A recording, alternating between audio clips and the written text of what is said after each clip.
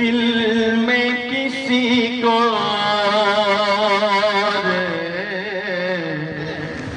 بسایا نہ جائے گا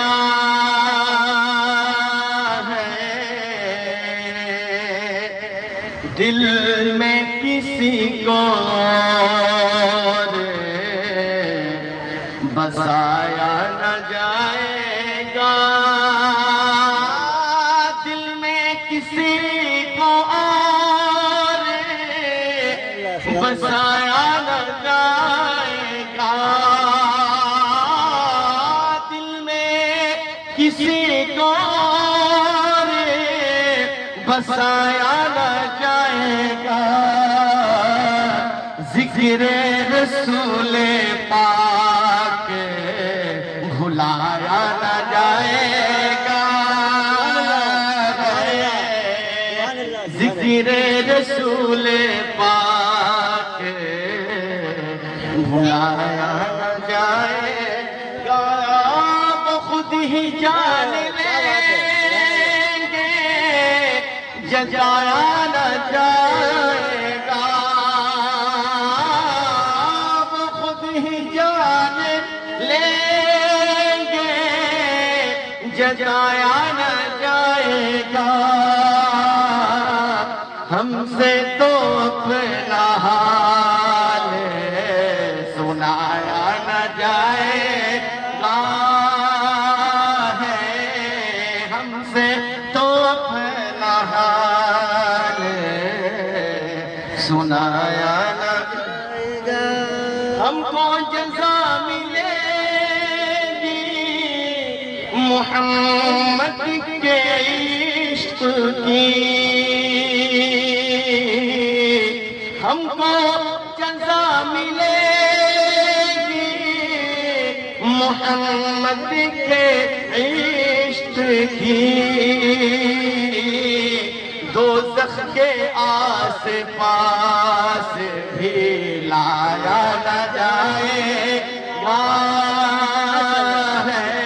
دوزخ کے آس پاس بھی لایا نہ جائے گا دل میں کسی کو بسایا نہ روشن رہے گا نام فراق شہ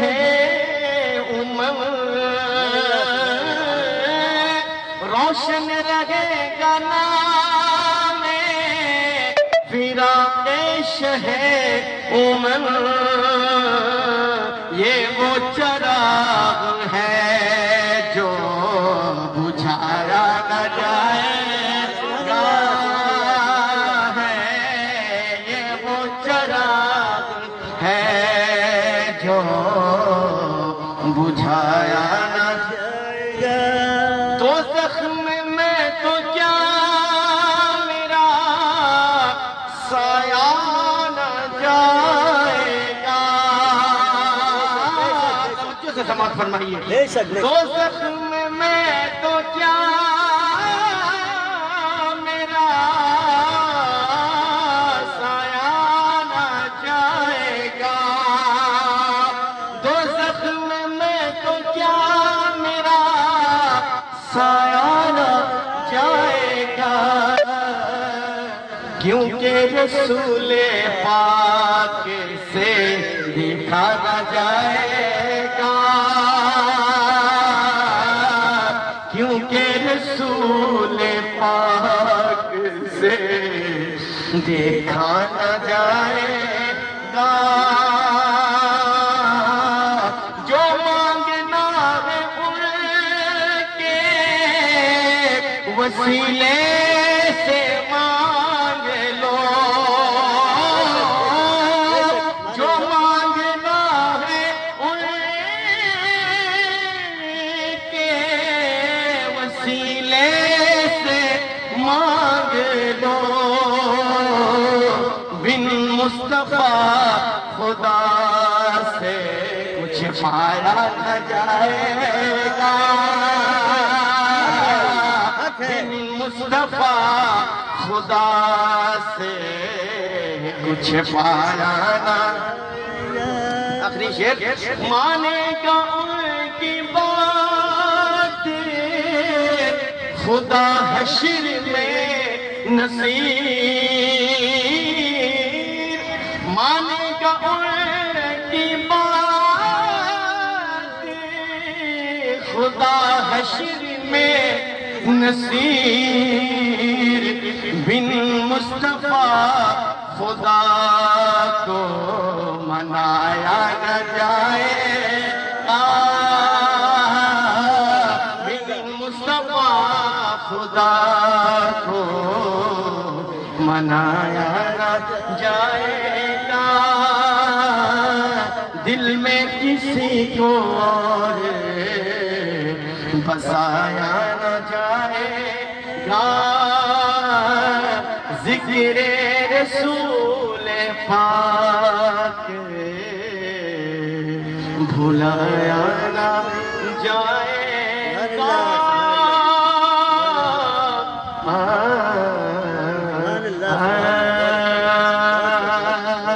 ایک بار اور جھوم کے درود پاک پڑھ لیجیے. اللہم صلی علی سیدنا مولانا محمد وعلی آلہ سیدنا مولانا محمد. اللہم سب جوڑ سے پڑھیے. صلی علی سیدنا مولانا محمد وعلی آلہ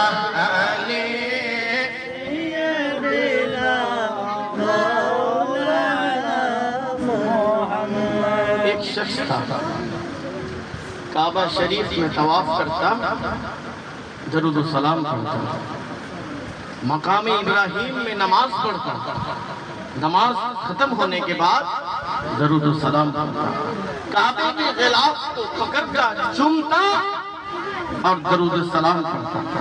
ایک طواف کرتا، درود و سلام پڑھتا، دوسرا طواف کرتا، درود و سلام پڑھتا. بلکہ طواف کرنے کا الگ الگ دعا ہے. آپ جب پہلے طواف کریں گے تو ایک دعا، دوسرا طواف کریں گے تو اور ایک دعا، لیکن یہ ہمیشہ ایک ایک وقت ایک قدم کو اٹھاتا، درود و سلام پڑھتا، حجر اسود کو چومتا، درود و سلام. اور اسی جگہ پہ بابو خاموش ہوتا. مالک بن دینار، کیا نام ہے؟ مالک بن دینار رضی اللہ تعالی عنہ. وہ کیا ہوا؟ مالک بن دینار وہاں پہ موجود تھے اور یہ جو درود و سلام پڑھ رہا تھا دل میں پڑھ رہا تھا، کوئی زیادہ آواز سے نہیں پڑھ رہا تھا، لیکن مالک بن دینار رحمت اللہ تعالی علیہ پر منکشف ہو گیا، ظاہر ہو گیا کہ یہ درود و سلام پڑھ رہا ہے. اس نوجوان شخص کو اپنے قریب بلاتے ہیں اور کہتے ہیں اے شخص، میں دیکھ رہا ہوں، میں سن رہا ہوں کہ تم طواف کر رہے ہو اور میرے آقا پر درود و سلام پڑھ رہے ہو، حجر اسود کو تم چومتے ہو، درود و سلام پڑھتے ہو، تم کعبہ کے غلاف کو چومتے ہو، درود و سلام پڑھتے ہو. تو وہ شخص کہنے لگا حضرت درود و سلام تو میں پڑھ رہا تھا، آپ کو کس طرح پتا؟ آپ کو کس کے بر خبر؟ تو کیا ہوا؟ اللہ کے ولی دل کی راز کو بھی جاننا، دل کی غیب کی خبر کو اللہ کے ولی سمجھ سکتے. تو ذرا سوچئے کہ جب ایک اللہ کے ولی غیب کی خبر بتا سکے اور راز و نیاز کی بات بتا سکے تو گنبد خضرا صلی اللہ علیہ وسلم ہے مدینہ میں، لیکن خدا کی قسم ایک ولی اگر غیب خبر دے سکے تو مصطفیٰ صلی اللہ علیہ وسلم بدر جاؤ لے غیب کی خبر دینے والا. تکبیر، نعرے رسالہ، نعرے حیدری، عروس شیخ اعظم. تو شخص کہنے لگتا ہے کہ حضرت کیونکہ آپ اللہ کے ولی ہیں، اگر آپ نہ پوچھتے تو میں آپ کو کبھی نہیں بتاتا. ایک زبردست واقعہ ہے بابو، طرف توجہ سے، بہت زبردست واقعہ کیا کہ میں اور میرے بابا جان مالک تجارت کے لیے ہم ایک شہر سے ایک شہر جا رہے تھے اور راستے پہ ریتیلا بالو اور بالو ریتیلا صرف ریت ایک دور سے گھر نظر نہیں آ رہا تھا. اسی وقت اچانک سے میرے بابا کا انتقال ہو جاتا ہے. میرے بابا کا انتقال ہو جاتا ہے، پھر کیا ہوتا ہے؟ ذرا دیر بعد میں دیکھتا ہوں کہ میرے بابا کا چہرہ بالکل گدھے جیسا ہو گیا۔ بات سمجھ رہے ہیں؟ ایک بیٹا اپنا حضرت کو بول رہا ہے، مالک بن دینار کو بتا رہا ہے کہ باپ کا شکل گدھے جیسا، اور میں جانتا ہوں کہ میرا باپ ایسا کوئی گناہ نہیں ہے جو نہیں کیا، حرام روزی کماتا، نماز نہیں پڑھتا، روزہ نہیں رکھتا، مالی کے استطاعت تھا پر حج نہیں کیا، مالی کے نصاب تھا پر زکوٰۃ نہیں دیا، جھوٹ بولتا تھا، غیبت کرتا تھا، چغلی کرتا تھا، میرا باپ بہت بڑا گنہگار تھا، شاید اسی وجہ اس سزا ملا، کیا گدھے جیسا ہو گیا۔ تو میں کیا کروں؟ اس کے بعد میں دیکھا چاروں طرف کہیں کچھ نظر نہیں آ رہا تھا، صرف ریتیلا بالو اور بالو۔ میں نے کیا کیا؟ میں نے اپنے باپ کے لاش کو ریتیلا بالوں میں کھینچنا شروع کر دیا۔ ایک کافی دیر تک کھینچتا رہا، ایک وقت ایسا ہے کہ میں بھی تھک گیا اور میرے بابا کے لاش کے قریب میں تھکا، اور اس وقت آنکھ لگ گئی، مجھے پتہ ہی نہیں چلا۔ جیسے ہی آنکھ لگی، ایک نورانی والے شکل میرے خواب میں آتے ہیں، اور خواب میں آنے کے بعد وہ آتے ہیں میرے بابا کے قریب آتے ہیں۔ سنیے، میرے بابا کے قریب آتے ہیں، میرے بابا کے قریب جانے کے بعد اپنا دست کرم میرے بابا کے چہرے پر مس کرتے ہیں، بس مس کرنا ہی تھا کہ میرے بابا کا جو گدھے جیسا شکل ہو چکا تھا اب بالکل نورانی ہو چکا، روشن دار چہرہ ہو چکا۔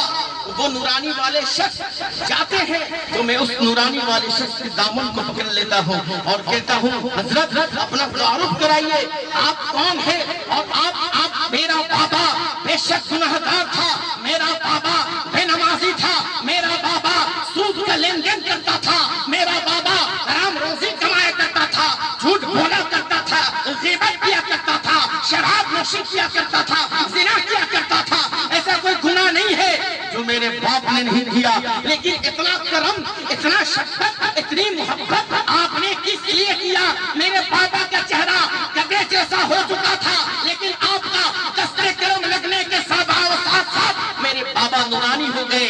آخر کیا وجہ ہے؟ اتنا کرم، اتنا شفقت کیوں کس لیے کیے؟ تو آقا کریم صلی اللہ علیہ وسلم فرماتے، وہ سن کہتا، آپ کون ہے؟ اپنا تعارف کرائیے۔ تو میرے آقا فرماتے، سن تو میرا امتی ہے، میں تیرا نبی ہوں، میں تیرا نبی ہوں اور تو میرا امتی ہے۔ سن، بے شک تیرا بابا بے نمازی تھا، بے شک تیرا بابا سود کا لین دین کرتا تھا، بے شک تیرا بابا مالی کی استطاعت تھا پر حج نہیں کیا، مالی کے نصاب تھا، زکوٰۃ نہیں دیا، جھوٹ بولتا تھا، غیبت کرتا تھا، چغلی کرتا تھا، شراب نوشی کیا کرتا تھا۔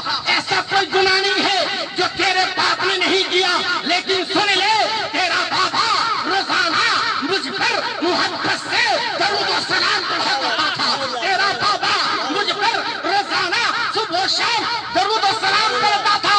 اب سن لے، جو شخص مجھ پر محبت سے روزانہ درود و سلام پڑھے، میں محمد عربی کیسے چاہوں وہ درود پڑھنے والا جہنمی بن جائے، اس لیے میں آیا اور تیرے باپ کو جہنمی سے جنتی بنا۔ نعرے تکبیر، نعرے رسالت، نعرے حیدری، عروس شیخ اعظم۔ تو کیا سمجھے آپ؟ درود و سلام روزانہ آقا کریم فرماتے ہیں، روزانہ اگر کوئی 1000 بار درود پڑھے، کتنا بار؟ 1000 بار۔ اگر مجھ پر روزانہ 1000 بار درود پڑھے، حضور صلی اللہ علیہ وسلم فرما دے وہ شخص مر سکتا ہی نہیں جب تک جنت میں اپنا ٹھکانہ نہ دیکھے۔ اس کا مطلب یہ ہے حضور صلی اللہ علیہ وسلم گارنٹی دے رہے کہ وہ شخص جنتی ہے۔ جو درود و سلام روزانہ پڑھے وہ اپنا ٹھکانہ جنت میں دیکھ لے، تو جہنم میں کیسے جائے؟ ٹھکانہ تو جنت میں دیکھ گا۔ بات سمجھ میں آ رہا؟ تو انشاءاللہ تعالیٰ سب سے گزارش ہے، جتنے ہمارے بھائی ہیں، آج حضور شیخ اعظم علیہ رحمت و رضوان کا عرس مبارک ہے، اس میں آپ سب اپنے ذات سے عزم کیجئے، اپنے آپ سے وعدہ کیے، انشاءاللہ روزانہ، انشاءاللہ کم از کم روزانہ 1000 بار درود و سلام آقا کریم صلی اللہ علیہ وسلم پر ضرور پڑھیں گے۔ ٹھیک ہے؟ پہلے ہم درود و سلام پڑھے تھے، لیکن اس جہت سے نہیں سمجھ کے درود پڑھے تھے۔ آئیے نا، محبت سے پڑھتے شاید یہی درود میرے آقا قبول فرما لے اور ہم سب کو دنیا و آخرت میں کامیابی عطا فرمائے. محبت سے ایک بار اور آواز درود پاک پڑھ لیجیے. اللہم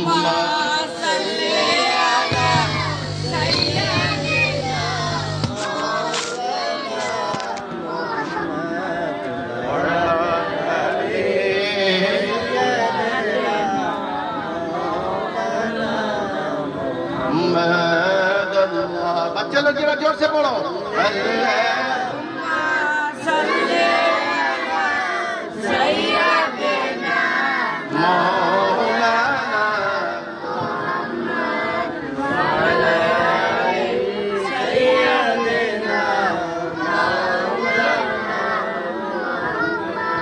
ید اللہ فوق ایدیہم ان الذین یبایعونک انما یبایعون اللہ. اے محبوب جن لوگوں نے آپ کے ہاتھ سے بیعت لیا, ان الذین یبایعونک بے شک جنہوں نے آپ کے ہاتھ سے بیعت لیا, انما یبایعون اللہ دراصل وہ آپ کے ہاتھ سے بیعت نہیں ہوا. بڑا عجیب بات ہے بھائی, ہم آپ سے کہہ رہے کہ آپ یہاں پہ بیٹھے ہیں لیکن آپ نہیں بیٹھے. یہ سوال بات سمجھ. اللہ فرمانا کہ جن لوگوں نے آپ کے ہاتھ سے بیعت لیا, انما یبایعون اللہ, وہ آپ کے ہاتھ سے بیعت نہیں لیا بلکہ انما یبایعون اللہ, وہ اللہ کے ہاتھ سے بیعت لیا. پھر اللہ فرماتا ہے ید اللہ فوق ایدیہم. کیا فرماتا ہے؟ ید اللہ فوق ایدیہم. اے محبوب آپ کے ہاتھ پر خدا کا, آپ کے ہاتھ پر بات کیجئے ذرا سا. چلو تو ذرا پریشانی بند کرو بابو, ادھر ادھر دیکھنا بند کرو, پریشانی چل جاؤ بعد میں آؤ.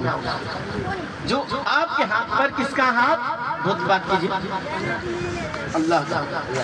اب اگر کوئی شخص کہہ دے کہ اللہ کا ہاتھ ہے, پاؤں ہے, اللہ کا جسم و جسمانیت ہے, تو وہ شخص فوراً دائرہ اسلام سے خارج ہو جاتا ہے, وہ مسلمان نہیں ہو سکتا. ہم بات سمجھ رہے بات. تو اللہ تبارک و تعالیٰ جسم و جسمانیت سے پاک. حد تو یہ ہے کہ اللہ کو نہ ہم سن سکتے ہیں, نہ دیکھ سکتے ہیں, نہ سمجھ سکتے ہیں, نہ چکھ سکتے ہیں. تو جب اللہ کو ہم سمجھ نہیں سکتے, سن نہیں سکتے, دیکھ نہیں سکتے, تو پھر اللہ کا ہاتھ کس طرح ہے؟ لیکن اللہ تو فرماتا ہے کہ میرا ہاتھ میں بیٹھ ہوں, ید اللہ فوق ایدیہم, آپ کے ہاتھ پر خدا کا ہاتھ. بات سمجھ میں آ رہا؟ اس کا مطلب کیا؟ اس کا مطلب یہ ہے اے محبوب ہاتھ تو آپ کا ہے, 10 لوگ دیکھ رہے ہیں آپ کا ہاتھ ہے, لیکن خدا کی قسم یہ آپ کا ہاتھ, آپ کے ہاتھ پر خدا کا ہاتھ. وما رمیت اذ رمیت ولکن اللہ رمی. محبوب آپ نے جو کنکری ماری, کنکری وہ آپ نے نہیں ماری. اذ رمیت وما رمیت اذ رمیت, یہ وہ اللہ نے ماری.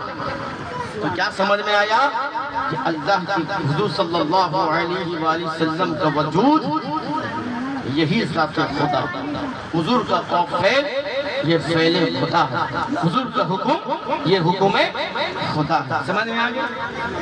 اب سوال یہ کہ جب ہاتھ اللہ کا ہے تو معجزات بھی تو ہونی چاہیے.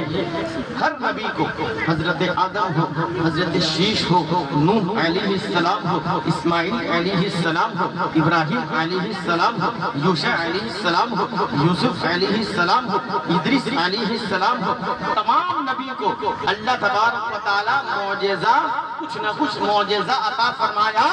لیکن خدا کی قسم میرے آقا صلی اللہ علیہ وسلم سراپا معجزہ بن کے آئے, سراپا معجزہ بن کے آئے. ہر نبی کو جو معجزہ ملا وہ تمام نبی کی معجزات کو ایک طرف رکھو, اور محمد عربی صلی اللہ علیہ وسلم کو جو معجزات ملی وہ معجزات ایک طرف رکھو, تو تمام نبی کی معجزات پر میرے نبی کا معجزہ بھاری, میرے نبی کا معجزہ بھاری.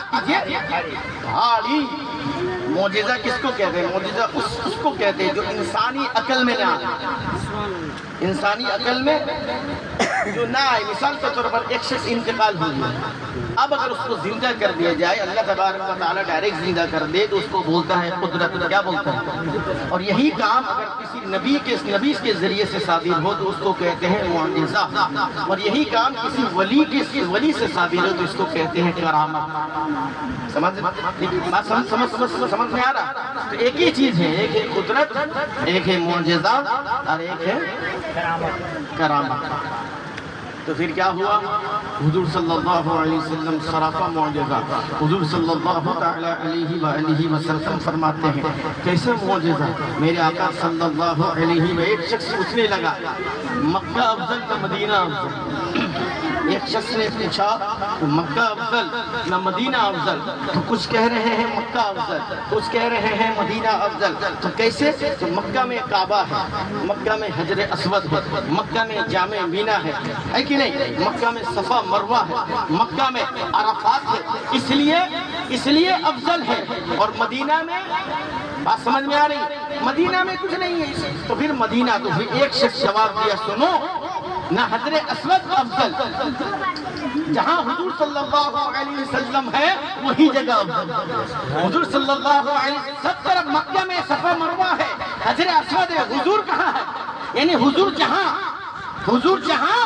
وہی افضل۔ حضور صلی اللہ علیہ وسلم آدم علیہ السلام کے پیشانی پر آدم علیہ السلام افضل، حضور علیہ السلام شیش کے پیشانی پر شیش علیہ السلام افضل، حضور علیہ السلام ابراہیم کے پیشانی پر ابراہیم افضل، اسماعیل کے پیشانی پر اسماعیل افضل۔ حضور سے چلتے عبداللہ بن مطالب عبداللہ رضی اللہ تعالیٰ عنہ کے پیشانی پر عبداللہ افضل، عبداللہ سے حضور آمینہ سلام اللہ علیہ کے شکم مبارک پر تو آمینہ رضی اللہ تعالیٰ عنہ کا شکم افضل۔ حضور دنیا میں آئے، مکہ میں جب تک رہے مکہ افضل۔ حضور صلی اللہ علیہ وسلم جب مدینہ ہجرت کیے تو مدینہ افضل۔ تو کیا سمجھ میں آیا؟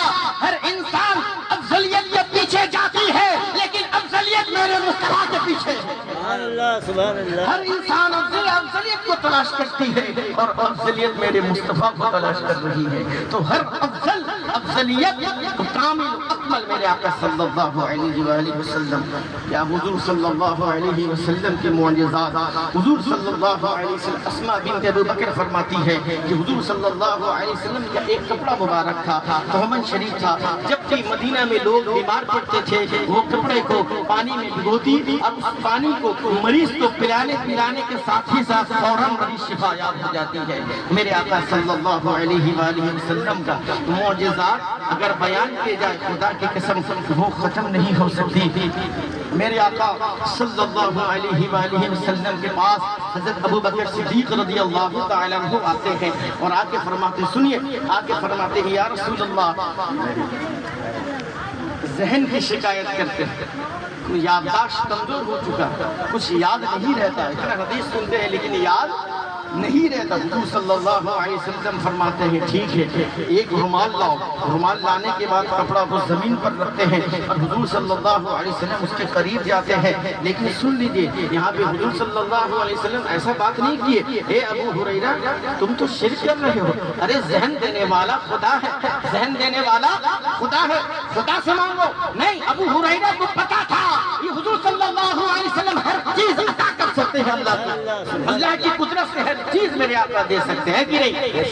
حضور صلی اللہ علیہ وسلم ایسا بھی نہیں فرمائے ابو بکر صدیق کشمش کھا لو، چھوارا کھا لو، دودھ پی لو، ذہن تقوی ہو جائے گا، ذہن جو ہے زبردست یادداشت بہتر ہو جائے گا، ایسے نہیں فرمائے۔ حضور فرمائے کپڑا کو کھولو، رومال کا طرح کپڑا رکھا گیا، حضور صلی اللہ علیہ وسلم دست کرم رکھے، دست کرم کا آج معجزات کا بیان، دست کرم رکھے اور ابو ہریرہ رضی اللہ تعالیٰ عنہ سے فرماتے ہیں ابو ہریرہ اس کو لپیٹ لو، لپیٹنے کے بعد اپنے سینے میں لگا لیتے ہیں۔ اور ابو ہریرہ رضی اللہ تعالیٰ عنہ جانتے ہیں کیا فرماتے ہیں؟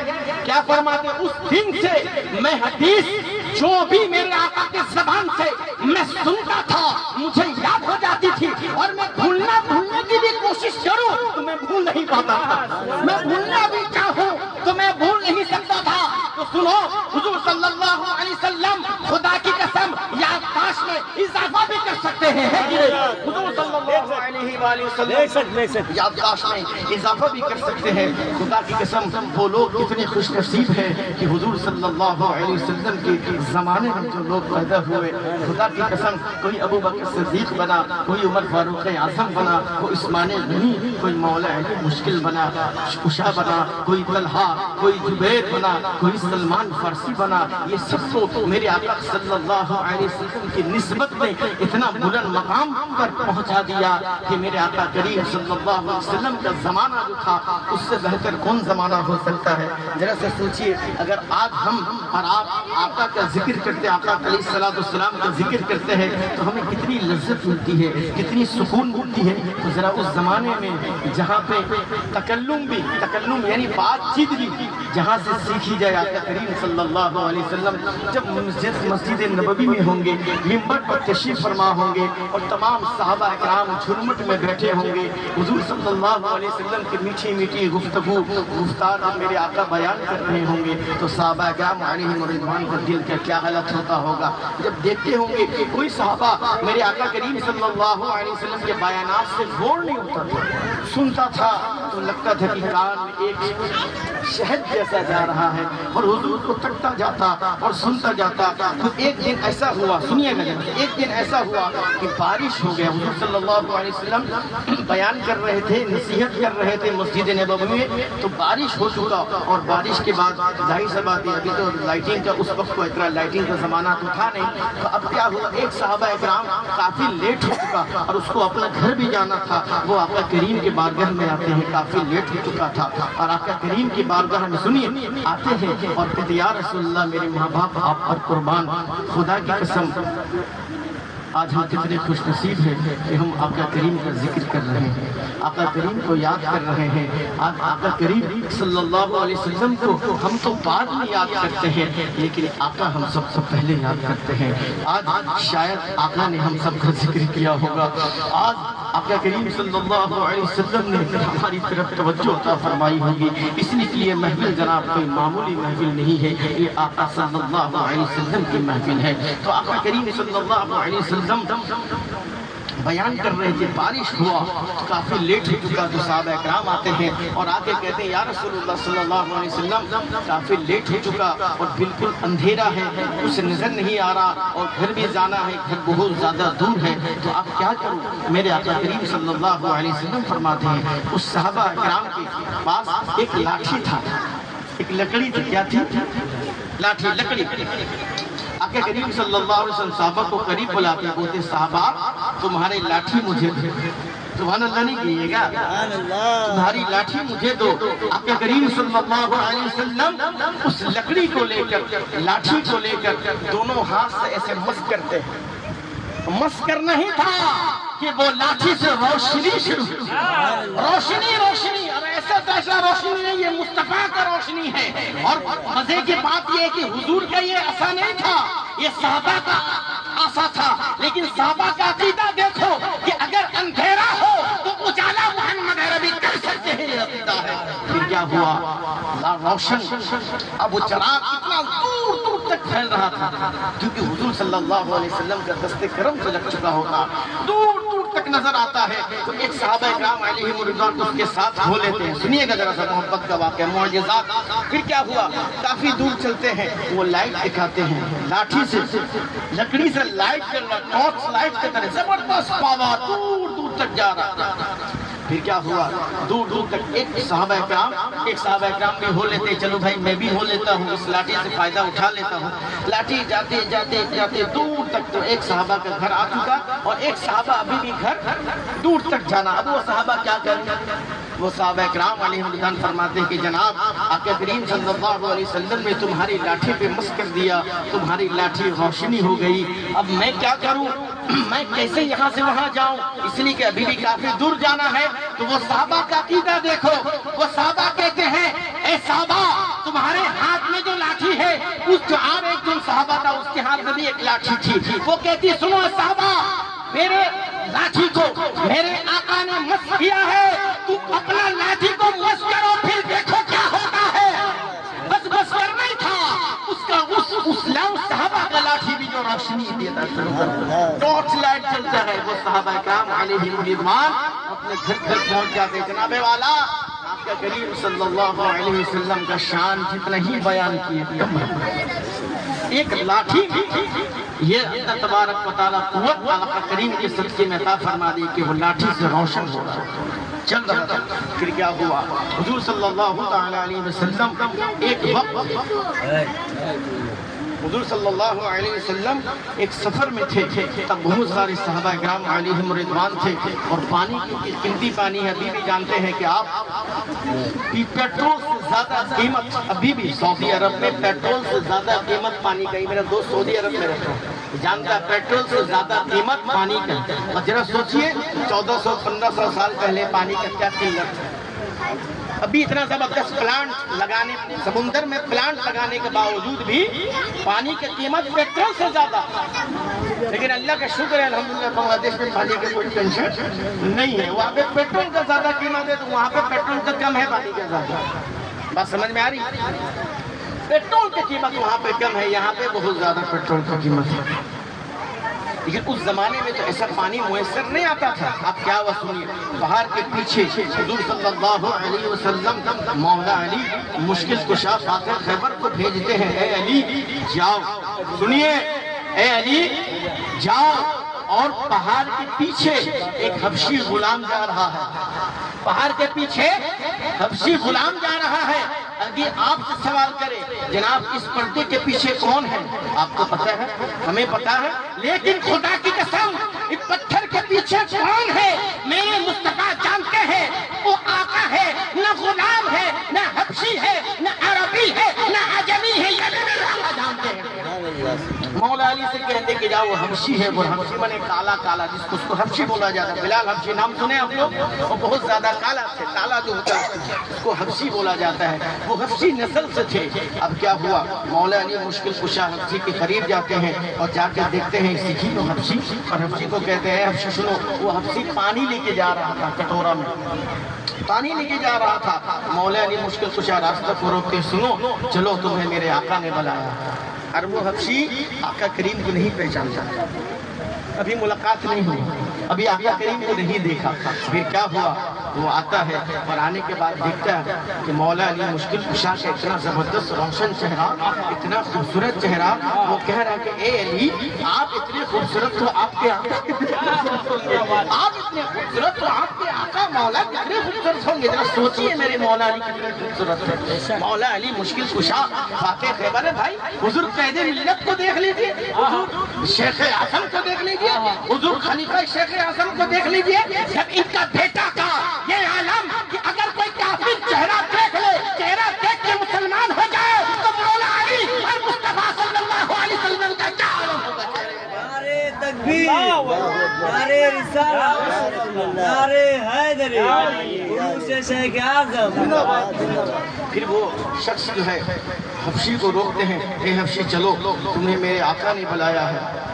تو حبشی کہہ رہا ہے کہ بھائی مجھے دیر ہو رہا ہے میرے آقا بہت ظالم ہے مجھے پانی لے کے وہاں پہ جانا ہے مشکیزہ لے کے جانا ہے اور ہر حال میں ہم کو پہنچنا ہے تو مولا علی فرما رہے کہ نہیں ابھی میری چلے گی تمہاری نہیں چلے گی مولا علی فرماتے ابھی تمہاری نہیں چلے گی میرے آقا نے مجھے حکم دیا ہے تمہیں لے کے آنے کا ابھی میری چلے گی تمہاری نہیں چلے گی وہ کہہ رہا کہ عجب جوڑ زبردستی ہے بھائی سنیے جب چھوٹا بچہ ناسمجھ بچہ جب مدرسہ جائی جاتا ہے تو آپ کیا کرتے ہیں ڈانٹ ڈپٹ کرتے ہیں کہ نہیں اس کو کیا پتہ ہے کہ مدرسہ میں جانے کا کیا فائدہ ہے یا اسکول کالج میں جانے کا کیا فائدہ ہے اس کو پتہ ہے بات کیجیے یار اس کو پتہ ہوتا ہے ٹھیک ویسے ہی یہ بلال حبشی کو یہ حبشی جو غلام تھا اس کو پتہ نہیں ہے کہ آقا کے پاس جانے سے کیا ملتا ہے اس لیے مولا علی روکتے رہے چل میرے آقا کے پاس چل میرے آقا کے پاس چل میرے آقا کا زیارت کر تاکہ اللہ تمہیں ایمان عطا فرما دے بلال حبشی غلام جو ہے مولا علی مشکل کشا کے ساتھ ساتھ آتے ہیں اور آنے کے بعد میرے آقا کریم صلی اللہ علیہ وسلم کا چہرہ جب دیکھتے تو ڈھیر ہو جاتے میرے آقا کے چہرہ مبارک پہ جب نظر پڑتی ہے تب شیر ہو جاتا ہے. آقا اتنی خوبصورت, دل میں کہہ رہے کہ جب مولا علی ان کا غلام اتنے خوبصورت تو محمد ربی آقا کتنے خوبصورت ہوں گے. آقا کریم صلی اللہ علیہ وسلم مولا علی مشکل کشا جب اتنے خوبصورت تو پھر آقا کریم آقا صلی اللہ علیہ وسلم کتنے خوبصورت ہوں گے. وہ قریب جاتا ہے اور جانے کے بعد حضور کہتے کہ اے حبشی, صحابہ اکرام میرے غلاموں کو پانی چاہیے, کچھ پانی دو. تو حبشی کہہ رہا ہے کہ حضرت پانی تو تھوڑا سا ہے, پانی تو زیادہ نہیں ہے, مشکیزہ میں کتنا ہی پانی اٹھتا. اور یہاں پہ روایت میں ہے کہ 1500 صحابہ, کتنا 1500 صحابہ پانی کیسے پیا جائے. وہ کہتے ہیں کہ بس تو کہہ دے کہ پانی, بول ٹھیک ہے آپ جتنا پانی لینا چاہتے ہیں لے لیجیے. تو پھر کیا ہوا, میرے آقا کریم سنیے, میرے آقا کریم صلی اللہ علیہ وسلم اپنا دستے کریں, کیونکہ ید اللہ فوق ایدیہم, ید اللہ یعنی آپ کے ہاتھ پر خدا کا ہاتھ ہے. خدا کا ہاتھ کا کچھ معجزہ بھی تو ہونا چاہیے, کچھ کرامت بھی تو ہونا چاہیے. میرے آقا کریم اس پانی والے مشکیزے پہ, ادھر دیکھیے بھائی, ادھر دیکھیے, پانی والے مشکیزے پہ ہاتھ کو رکھتے ہیں, پانی والے مشکیزے میں ہاتھ رکھتے ہیں. وہ حبشی دیکھ رہا ہے کہ پانی ابلنا شروع, اور پانی اتنا نکلتا ہے کہ تمام صحابہ علیہم رضوان پانی پی لیتے ہیں, پانی پیتے ہیں, پانی بھرتے ہیں, غسل کرتے ہیں, اپنے جانوروں, گائے کو, اونٹ کو اور گدھے کو پانی پلاتے ہیں, غسل کرواتے ہیں. اتنا پانی نکلتا ہے کہ کتاب میں ہے کہ 1500 صحابہ غسل کرتے ہیں, پانی پیتے ہیں, مشکیزہ بھرتے ہیں, تب بھی پانی ختم نہیں ہوا. پانی ختم نہیں ہوا. پھر کیا ہوا, اب یہ معجزہ دیکھ کر حبشی جو ہے پریشان ہو چکا, اب لیٹ ہو چکا تھا. اب لیٹ ہونے کے بعد وہ جو ہے حبشی جو ہے یہ معجزہ دیکھ کر بولتا ہے کہ حضرت بس کلمہ پڑھا دیجئے, مدار مصطفیٰ پہ میں کلمہ پڑھا دیتے, لا الہ الا اللہ محمد رسول اللہ صلی اللہ علیہ وسلم. کلمہ پڑھ کے مسلمان ہو جاتے ہیں. لیکن وہ کہتے ہیں کہ حضرت میں آپ کے پاس رہنا چاہتا ہوں. حضور صلی اللہ علیہ وسلم فرمائے کہ نہیں, جب تمہارا آقا, کیونکہ اسلام میں یہ جائز نہیں ہے کسی کا غلام کو خود جو ہے اس کی اجازت کے بغیر یوز کیا جائے, یہ جائز نہیں. حضور فرماتے ہیں حبشی سے, میرا آقا تو بہت بڑا ظالم ہے, میں جاؤں گا تو مجھ پر ظلم تشدد کرے گا کیونکہ لیٹ ہو چکا. تو حضور صلی اللہ علیہ وسلم فرماتے کہ جا تو آقا کو میرا بات بات تیرا آقا کو کہتے نا کہ محمد ربی کے قریب تھا, تو وہ کہے گا کہ حضرت یا رسول اللہ میں اپنا ظالم آقا کو کہوں گا تو پھر اس کی کوئی دلیل بھی تو ہونی چاہیے. بات سنیے, اس کی کوئی دلیل بھی تو ہونی چاہیے جو میں آقا کریم صلی اللہ علیہ وسلم سے ملاقات کر کے آؤں. حضور صلی اللہ علیہ وسلم فرماتے تجھے دلیل چاہیے, ادھر آ, ادھر آ. اپنا ہاتھ مبارک کو, دستے کرم کو اس کے چہرے پر ملتے ہیں, بس کرتے ہیں. جو حبشی کالا کالا چہرہ والا تھا, خدا کی قسم اب نورانی روشن چہرہ ہو چکا تھا. سب سوچیے, کوئی خوبصورت کسی انسان کو خوبصورت نہیں بنا سکتا. خدا کی قسم ہم نے افغانستان کی خوبصورتی کو دیکھا ہے, ہم نے پاکستان کی خوبصورت انسانوں کو دیکھا ہے, ہم نے بادشاہوں کو دیکھا, لیکن یہ ایسے بادشاہ ہے خود تو خوبصورت ہے, اپنے غلام کو بھی خوبصورت بنا دیتے ہیں. چہرہ روشن ہو گیا, ابھی چہرہ کالا تھا, کوئی کریم نہیں, بات سمجھ میں آ رہی, کوئی صابن نہیں, کوئی فیس واش نہیں. میرے آقا کا دستے کرم میں اتنا بڑا دستے کرم لگائے, حبشی جو بالکل کالا جیسا کالا تھا ابھی روشن چہرہ ہو گیا, خوبصورت چہرہ. اب یہ پانی کا مشکیزہ لے کر اپنے آقا کے قریب جاتا ہے. سنیے گا بڑا زبردست واقعہ. آقا کے قریب جاتا ہے اور جا کر نوک کرتا ہے دروازہ. آقا باہر آتے ہیں, پوچھتے ہیں آپ کون ہیں. ظاہر سی بات ہے, ایک کالا انسان خوبصورت ہو جائے تو کون پہچانے گا بھائی. تو وہ کہتے ہیں کہ حضرت آقا میں آپ کا غلام حبشی غلام ہوں. حضرت وہ آقا فرمانے کی نہیں, یہ کیسے ہو سکتا ہے. وہ کہہ رہا خدا کی قسم میں حبشی غلام ہوں. بھائی تم تو گئے تھے تو کالے تھے, تم جب گئے تھے تو کالے تھے, اب تو روشن دار خوبصورت چہرہ ہے, تو میں کیسے مان لوں کہ تم حبشی ہو.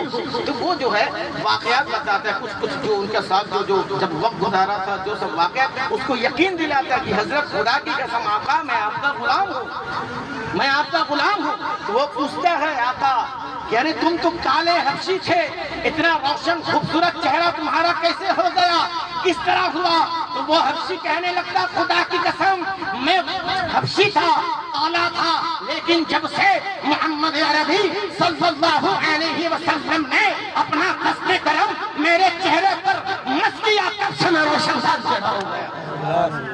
اب یہ معجزہ دیکھ کر وہ آقا بھی کہنے لگتے ہیں کہ اے غلام، جب تیرا یہ مقام ہے کہ تو کالا تھا، تجھے مصطفیٰ صلی اللہ علیہ وسلم کا چہرہ مبارک دستے کرم مس کرنے کے بعد تو روشن ہو چکا، تو اے چل چل مجھے بھی کلمہ پڑھوا دے، لا الہ الا اللہ محمد رسول اللہ صلی اللہ علیہ وآلہ وسلم۔ پھر وہ شخص آقا بھی مسلمان ہو جاتے ہیں۔ پھر کیا ہوا؟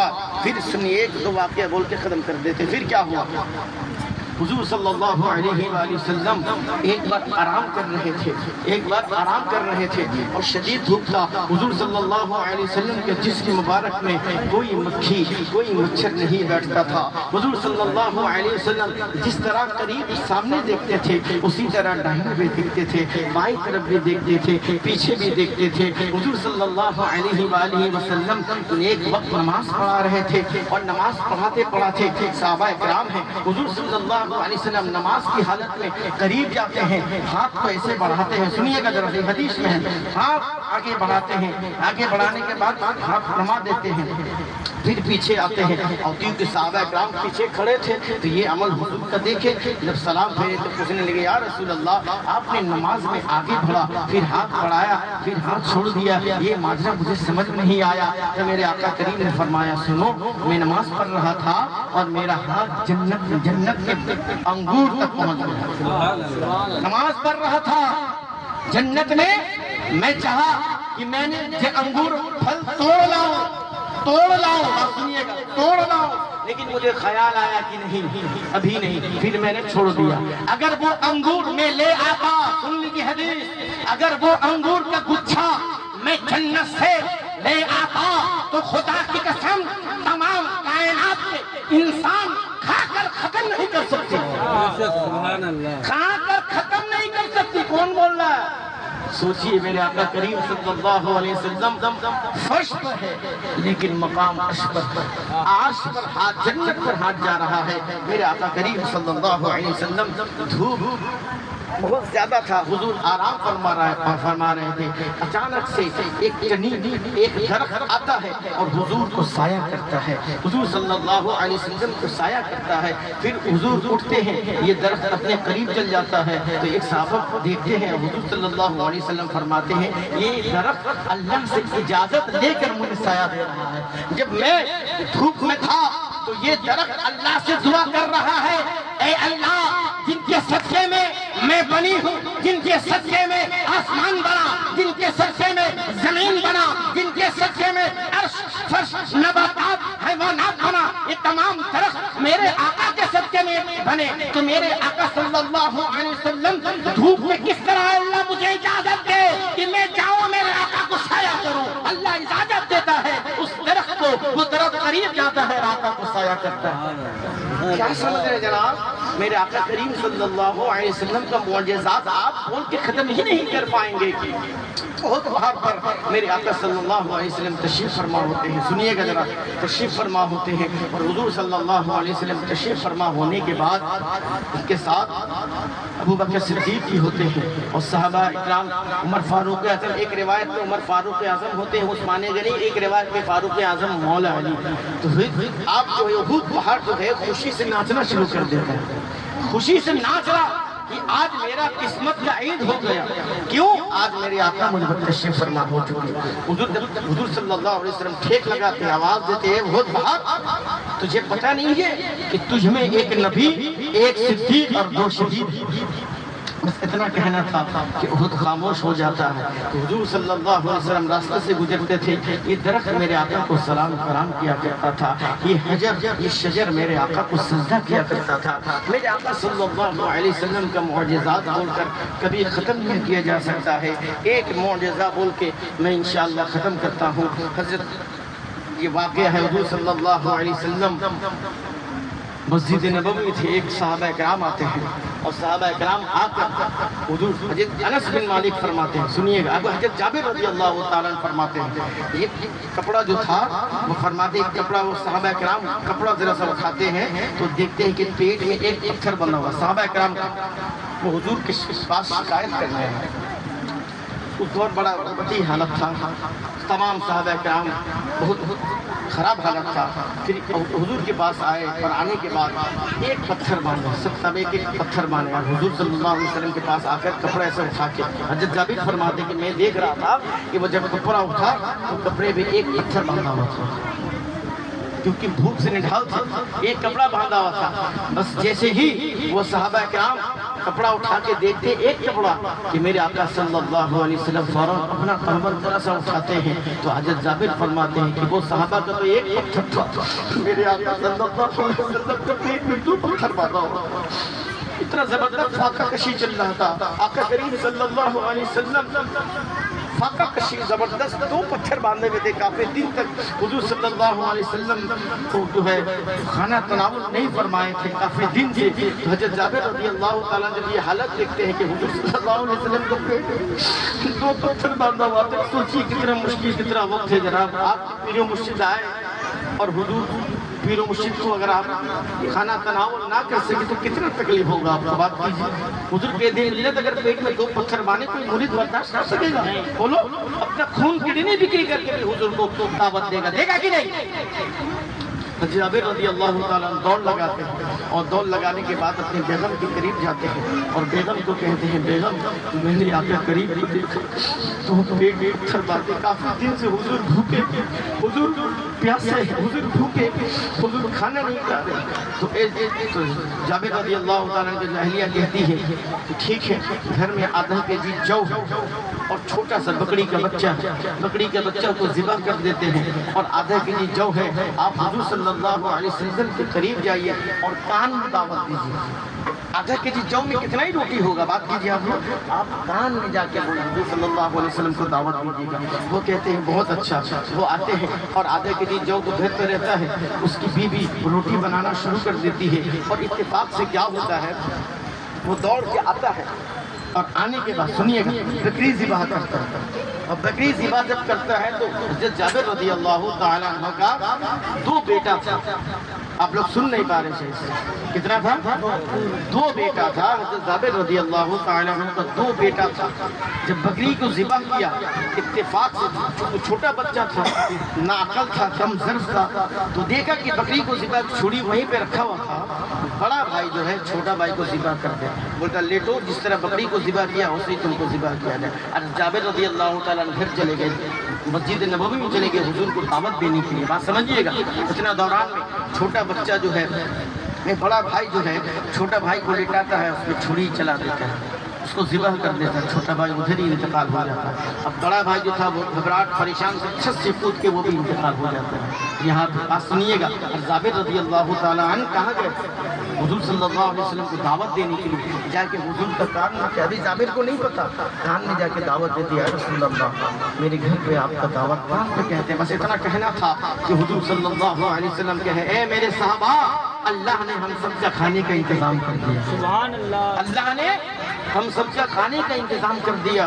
آپ جابر رضی اللہ تعالیٰ عنہ پریشان ہوئے دل میں کہ چھوٹا سا کسی چھوٹا سا بکری ہے اور آدھا کیجی جو ہے اور اتنے صحابہ بھوکے ہیں، کس سے کیا کیا جائے؟ تو دوڑ لگاتے ہیں، دوڑ لگانے کے بعد اپنے اہلیہ سے کہتے ہیں کہ اہلیہ بڑا عجیب مسئلہ ہو گیا۔ میں نے کیا مسئلہ ہوا میرے سرکار فرمائیے؟ تو حضرت جابر رضی اللہ تعالیٰ فرماتے ہیں کہ میں نے حضور سے دعوت دی اور حضور صلی اللہ علیہ وسلم اعلان تمام صحابہ کو کہہ دیے کہ یہ صحابہ اللہ نے تمہارے کھانے کا بندوبست کر دیا ہے۔ تو وہ فرماتی ہے آپ نے کان پہ نہیں کہا؟ وہ کہتے ہیں کہ ہاں میں نے کان میں دعوت دی تھی۔ بس اب وہ اہلیہ کہنے لگی کہ بس بے فکر ہو جائے، اس لیے کہ ہم نے دعوت مصطفیٰ کی تھی اور مصطفیٰ صلی اللہ علیہ وسلم کی دعوت ہم نے کی تھی اور تمام صحابہ کی دعوت مصطفیٰ نے کی ہے۔ بات سمجھ میں آ رہی؟ ہم نے دعوت حضور کی جب حضور نے سب کو دعوت دیا، اللہ اللہ کے رسول بے شک عزت کو بچانے والا، بے فکر ہو جائیے. دیکھیں کتنا زبردست عقیدہ ایمان تھا اس زمانے کے صحابہ صحابی. وہ جب گھر آتے ہیں سنیے گا تو جابر رضی اللہ تعالیٰ وہ عورت جو ہے اس کی اہلیہ جو ہے روٹی بناتی ہے، اور جب وہ دیکھتے ہیں ایک بیٹا انتقال ذبح کیا اور ایک بیٹا چھت سے کود کے خودکشی کر لیتا گھبراہٹ میں، اب کیا کیا جائے؟ حضرت جابر رضی اللہ تعالیٰ فرماتے ہیں اپنے اہلیہ سے، اہلیہ اسے تو ہم بعد میں بھی دفن کر سکتے ہیں، ابھی آقا کا آنے کا وقت ہو چکا ہے. اگر حضور جان دیں گے کہ میرا دونوں بیٹا انتقال ہو گیا تو حضور جو ہے کھانا نہیں کھائیں گے. حضور کافی دن سے فاقہ کشی ہے، بھوکے ہیں، حضور آج بھی بھوکے رہ جائیں گے اور مجھے یہ برداشت نہیں ہے کہ میرے آقا بھوکا رہے. دیکھیے کیا عشق رسول تھا جابر رضی اللہ تعالیٰ کا. ایک بچہ آپ کے گھر میں اگر بیوی کا سر پر درد ہو جائے کہ بڑے سے بڑا وی آئی پی کو ہم لوگ بول دیتے کہ بھائی آئندہ کل آپ آئیے، آج میری بیوی کی طبیعت صحیح نہیں. یہاں پہ موت واقع ہو چکی ہوگی، اپنے دو بچہ اور یہ عورت جو ہے اہلیہ روٹی پکا رہی ہے. ذرا سے سوچئے، ذرا سا بھی چہرہ میں شکم نہیں ہے تاکہ حضور صلی اللہ علیہ وسلم چہرہ اگر دیکھ لے تو کہیں ایسا نہ ہو کہ حضور کھانا نہیں کھائے. کوئی غم ظاہر نہیں کیا جائے. چھوٹے بچے کو ایک کمرے میں رکھ دیا جاتا. سنیے گا دونوں چھوٹا بچہ بالکل مر چکا، دونوں چھوٹے بچے کو کمرے میں رکھنے کے بعد ایک بار درود پاک پڑھ لیجیے. اللہم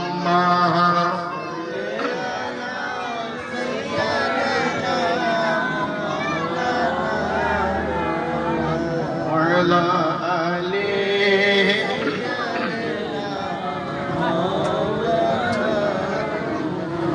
حضور صلی اللہ علیہ وسلم گھر پہ تشریف فرما ہوتے ہیں، ماحول بڑا زبردست ماحول ہے، ایسا لگی رہے رہا کہ گھر میں موت ہوا ہے. حضرت جابر رضی اللہ تعالیٰ حضور کی خدمت میں لگے ہوئے ہیں. حضور صلی اللہ علیہ وسلم صحابہ کرام کو روکتے ہیں، پہلے گھر پہ داخل ہوتے ہیں.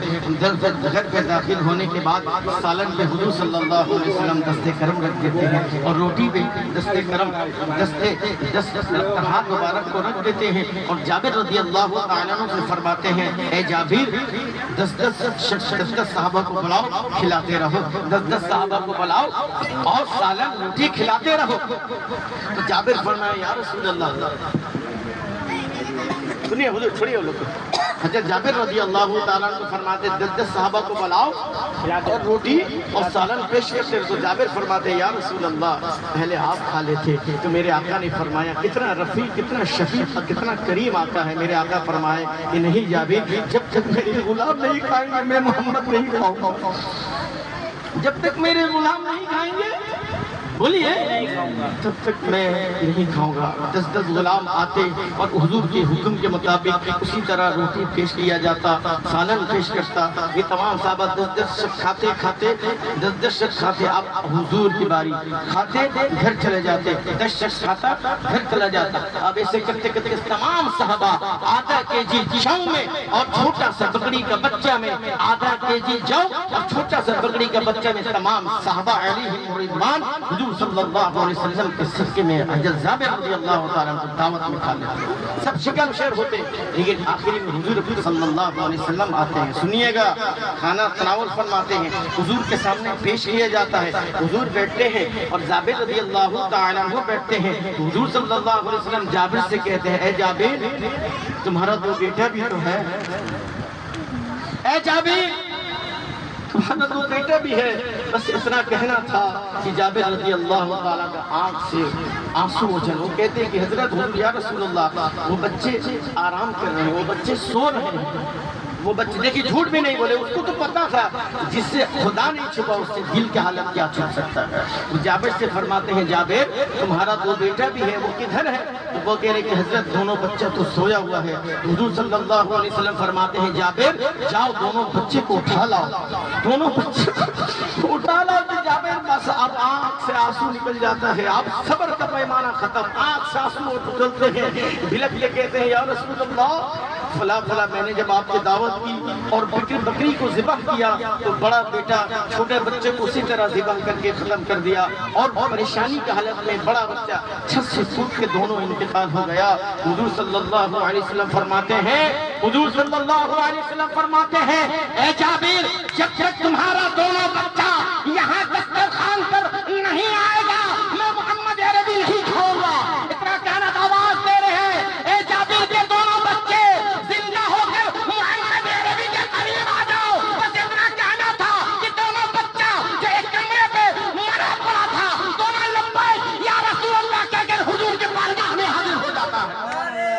تکبیر نعرے رسالت نعرے حیدری عروس شیخ اعظم حضور کے بارگاہ میں تشریف فرما ہوتا پھر کیا ہوتا ہے؟ حدیث میں ہے کہ سب ایک ساتھ کھانا تناول فرماتے ہیں۔ میرے آقا کریم کتنے کریم آقا ہے، کتنے رحیم آقا ہے۔ پھر کھانے کے بعد پھر کیا کرتے ہیں؟ تمام بکری کی ہڈی کو، حدیث شریف بخاری متفق علیہ، تمام بکری کی ہڈی کو ایک طرف رکھتے ہیں، ایک پیالہ میں جمع کرتے ہیں، اور جمع کرنے کے بعد اپنا دستے گرم رکھتے ہیں، اپنا دستے گرم رکھتے ہیں، دم کرتے ہیں۔ وہ بکری بالکل ویسے ہی ہو گیا جیسے پہلے زندہ تھا۔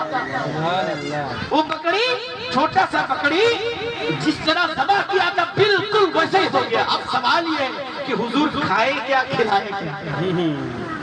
بات کیجئے یار، حضور کھائے کیا، کھلائے کا؟ ایک حضور صلی اللہ علیہ وسلم کا ہاتھ مبارک کا جو معجزہ ہے، خدا کی قسم قیامت تک ختم نہیں ہو سکتی۔ حضور صلی اللہ علیہ وسلم تمام صحابہ کو لے کر کھائے بھی، خود بھی کھائے، اور بکری کو بھی زندہ کے لیے جو آدھا کے جی جو حضرت جابر رضی اللہ تعالیٰ عنہ فرماتے ہیں، خدا کی قسم جس طرح میں نے ذبح کیا تھا اور جتنا سالن دیکھی میں تھا اور جتنا روٹی، جو کی روٹی جتنا تھا بالکل اتنا ہی ہے، ذرا سا کمی نہیں۔ برکت دینے والے اللہ تبارک و تعالیٰ۔ تو جناب آقا کریم صلی اللہ علیہ وسلم کا شان مان جتنا ہی آپ بیان کیجیے اتنا ہی کم ہے۔ آج معجزات نبی صلی اللہ علیہ وسلم سے اللہ پاک بولنے کی سعادت نصیب فرمائی۔ بہت واقعات ہیں حضور کے معجزات پر، انشاءاللہ پھر زندگی رہی تو پھر انشاءاللہ بیان ہوگا۔ اور آئندہ کل بھی پروگرام ہے، آپ سب کو آنا ہے، اور آئندہ اتوار کو آخری پروگرام ہے، اور انشاءاللہ اس دن حضور شیخ اعظم کے واقعات کرامات انشاءاللہ بیان کی جائے گی۔ آج کیونکہ پہلا دن تھا تو حضور کے معجزات کے بارے میں سے انشاءاللہ بیان کیا گیا، اور آئندہ انشاءاللہ پرسوں کل بھی بیان، کل بھی پروگرام ہے، آپ سب کل آئیے گا، اور آئندہ پرسوں دن لاسٹ پروگرام ہے، بڑا پروگرام ہے۔ آپ سب سے گزارش ہے کہ آئندہ اتوار کا دن سب آئیے گا انشاءاللہ۔ میں بھی انشاءاللہ کوشش کروں گا اللہ پاک اپنے حبیب کے صدقے میں ہم سب کو اس پروگرام حضور شیخ اعظم کے عرس میں آنے کی اور فیض یاب ہونے کی سعادت نصیب عطا فرمائے۔ اللہ پاک اپنے حبیب کے صدقے میں حضور خلیفہ شیخ اعظم حیات دراز فرمائیں، کہ علم میں عمر میں برکت عطا فرمائیں، کہ صحت میں برکت فرمائے، اور ان کا سایہ ہم سب پر تعدیر فرمائے، تاکہ دین کی خدمت بس اسی طرح کرتے چلے جائے، اور اپنے پیر و مرشد اللہ پاک پیر و مرشد کو راضی کر دے، اللہ راضی ہو جائے، اللہ کے رسول راضی ہو جائے، اہل بیت راضی ہو جائے۔ بس الحمدللہ ہم سب سے یہی دعا ہے، اللہ پاک اپنے حبیب کے صدقے میں ہم سب کو قبول اور مقبول فرمائے۔ یا نبی پڑھے فرشتوں کی سلمی دینے والے